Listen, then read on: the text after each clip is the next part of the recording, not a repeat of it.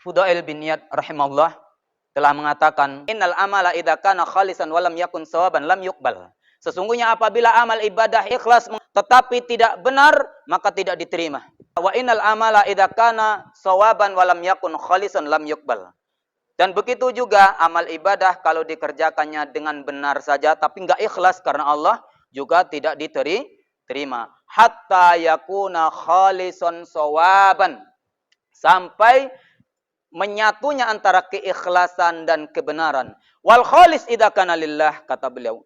Yang dikatakan ikhlas apabila niatnya murni karena Allah. Innamal a'malu binniyat wa innamal likulli imri'in ma nawa. Semua amal perbuatan tergantung pada niatnya. Allah akan berikan balasan pahala atau dosa sesuai dengan apa yang diniatkannya. Nuntut ilmu karena Allah, berbakti kepada bangsa dan negara karena Allah, salat karena Allah. Semuanya karena Allah. Kemudian was-shawab, dan yang dikatakan benar kata beliau adalah idza kana ala sunnah, apabila sesuai cocok dengan sunnah. Yang dikatakan sunnah Nabi itu adalah sesuatu yang diajarkan Nabi, sesuatu yang disampaikan oleh Nabi, sesuatu yang dicontohkan oleh Nabi. Qaulin, ucapan Nabi, hadis-hadis Nabi. Au fi'lin, perbuatan Nabi yang diceritakan oleh sahabat-sahabat Nabi. Perbuatan Nabi diceritakan oleh sahabat.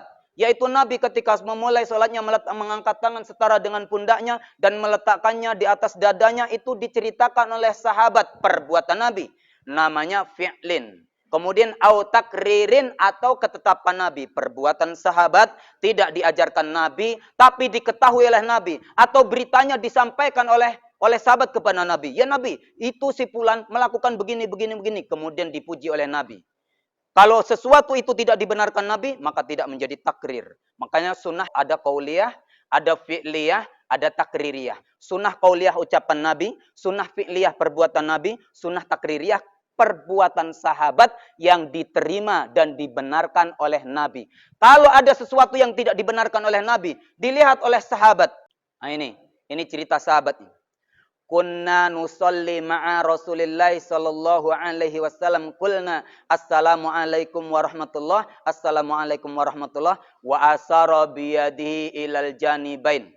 Kami dahulu biasa solat di belakang Rasulullah sallallahu alaihi wasallam. Setiap kami mengucapkan salam ke kanan dan ke kiri, kami terbiasa membuka telapak tangan kanan dan telapak tangan kiri. Ini perbuatan sahabat tapi tidak direstui oleh Nabi, tidak menjadi takrir. Perbuatan sahabat dibenarkan oleh Nabi, dipuji oleh Nabi, itu menjadi takrir. Kemudian Rasul bersabda, alamatu mi'una bi'aidikum ka'annaha adna bin khailin sumsin. Akankah kalian membuka telapak tangan kalian ketika selesai sholat bagaikan ekor kuda yang mengipas ke kanan dan ke kiri saat lari. Kuda itu kalau lari, kipas kanan, kipas kiri ya. Kemudian Rasul bersabda, innama yakfi ahadukum, cukup bagi setiap kalian ayaddu'a yadaihi, untuk meletakkan tangannya ala fakhidhihi, di atas pahanya, summa yusallimu ala man yaminihi wasimalihi, kemudian mengucapkan salam ke kanan dan ke kiri. Cukup begitu. Ini perbuatan sahabat tidak dibenarkan oleh Nabi. Tetapi ada perbuatan sahabat yang diterima dan dibenarkan oleh Nabi. Allahu Akbar. Allahu Akbar kabira walhamdulillahi katsira wa subhanallahi bukratan wa asila. Enggak diajarkan Nabi, tidak disuruh oleh Nabi, tetapi dipuji oleh Rasulullah. Akhirnya menjadi sunnah takririyah. Yang terakhir, umirtu an asjuda ala sab'ati a'dham. Aku diperintahkan oleh Allah untuk sujud 7 tulang.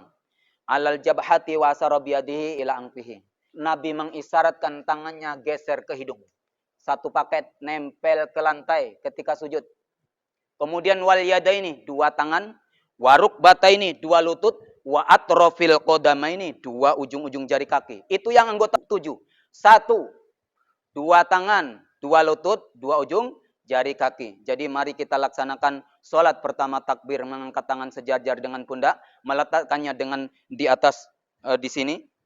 Kemudian caranya boleh memegang begini, boleh juga begini. Kemudian cara sujud, anggota sujud ada 7.